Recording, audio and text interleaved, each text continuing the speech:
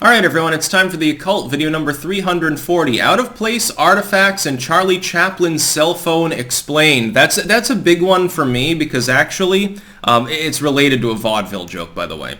I had seen this video years ago, and it was from a silent movie with Charlie Chaplin, and there's one scene in which off to the side, it looks like an older lady, or possibly man, is using a cell phone, actually, and talking into it, walking on screen briefly for a couple of seconds before the shot fades to the next scene.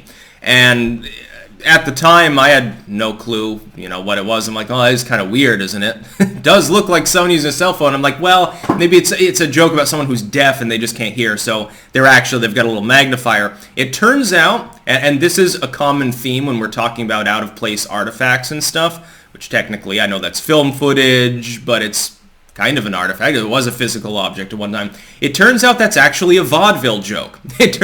Chaplin would have been familiar with this. The joke actually does refer to something we would roughly equate to being a cell phone. That's the mysterious part, isn't that it's actually a time traveler or something like that. It's not about that. The funny part is that technically a vaudeville joke was very, very prescient and predicted the rise of cell phones. The gag was the idea that a person had a miniaturized phone that they were talking into, and for some reason this was funny.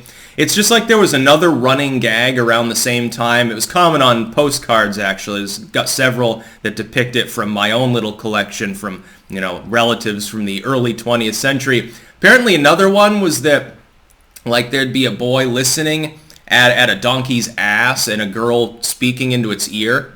And I don't know, some of the jokes that they had didn't entirely make sense. Now, the vaudeville joke of this, I guess, was probably funnier at the time, but the idea was that it was an absurdist invention. Like, oh, someone has invented the telephone, but it's miniature. You hold it in your hand, and that's the gag. Funny thing is, it went on to exist. By the way, portable TVs look a lot like the cell phones that people carry around now. It's technology is amazing. There are other examples, though, of these things. Now, sometimes you just have hoaxes. For instance, people talk about the Kensington Stone. Initially, when I looked at it, I said, well, based on some of the anecdotes that I've seen, it looks like the weathering was consistent with it being from a period before contact with the people that were moving in at the time in the 19th century. Then I studied a little bit more about runestones, and I noticed something. In virtually all cases of hoax runestones, you have the type, it is very linear, and the spacing between those lines very even. When we see runestones we know to be authentic, we know of them from the medieval period or whatever, they typically meander very stylistically. It's almost like Art Nouveau, a lot of Viking knots and stuff. The spacing is not very even. I would probably have to look at samples under a microscope myself. I did study a little bit of geology, so I could probably look at the decomposition of the mica or whatever for myself, but I lean towards it being a hoax.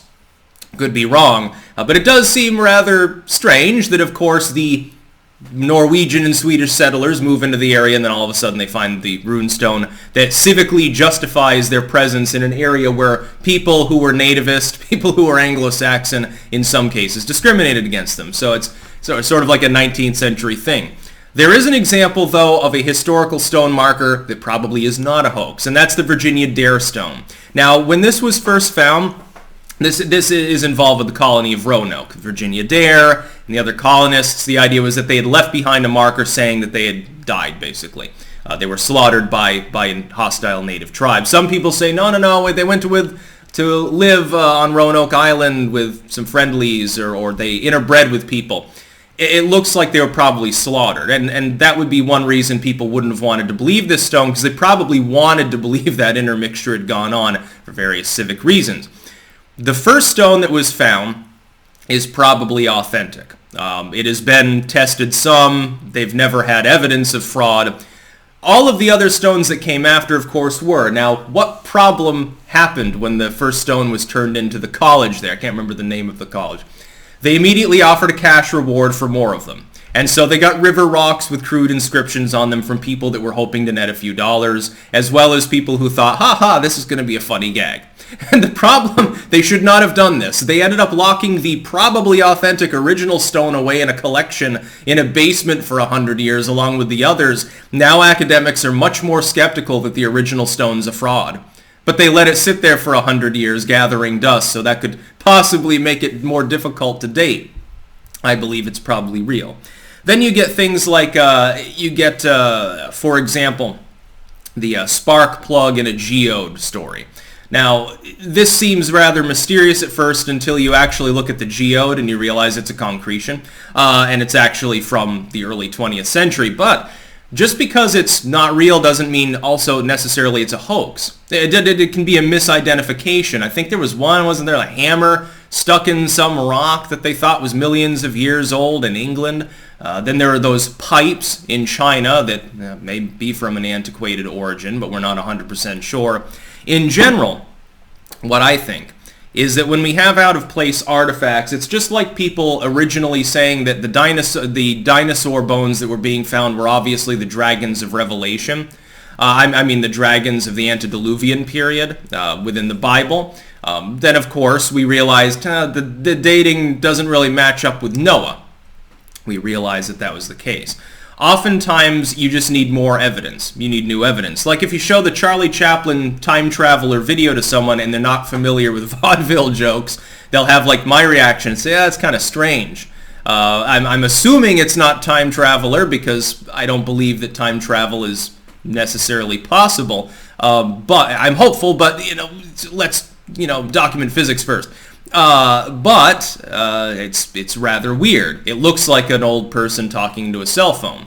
Once you understand the context of the vaudeville joke that Chaplin would have understood, it's a lot less mysterious. Concretion of mud becomes a geode under the right conditions, and then is proclaimed to be, evidence that tens of thousands of years ago they had automobiles. But then they actually matched it up with the correct manufacturer, realized exactly when it had first been manufactured, and that it was not around thousands or tens of thousands of years ago. And so you see this over and over. Unfortunately, the fact that a lot of people like to play gags and hoaxes like fucking stone giants and things like that, actually it makes it harder when you have an out-of-place artifact like the Dare Stone that probably is real, or the Kensington Stone, which may be real, although again, I lean somewhat towards it probably being a hoax. Maybe not even carved, by the way, by the initial finder. He could have been convinced that it was real. He swears up and down he didn't carve it, it's not a hoax, he was depressed over it. I actually want to believe him. I think that a prior Norwegian farmer may have actually been there in the first place. Maybe they made it as a joke and then croaked of a heart attack. He gets that land. He doesn't know it's there. A tree is growing around it and did leave root impressions. It would make sense because otherwise he probably left it in the ground for several decades, including in a period when he did not own the actual farmstead. It does make it difficult to implicate the actual original finder of the Kensington Stone. You've got other examples of this. Or you've got things where it's like wishful thinking. For example, the Maine penny. The Maine penny is not evidence the Vikings made it to Maine. It's evidence that they made it into an area that traded through Maine. I'm convinced that because it's just one, you don't have any other artifacts, it seems that it was the result of trade or conquest or pillaging involving native tribes. So they traded it to an Inuit. Inuit went south for the warmer season to a horticulturalist area to gather berries. They see some Abenaki there, actually, and they trade the coin because they're like, oh, I get whole baskets of berries. I can't eat the coin, and I'm hungry.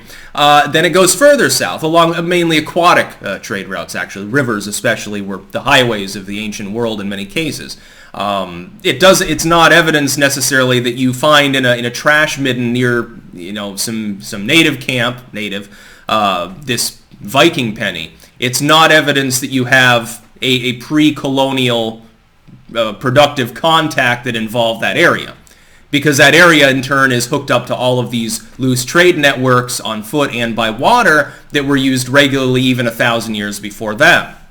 You have that tower there, I can't remember the name of it, that people think is a Viking tower. I think that's in Massachusetts, if I remember correctly.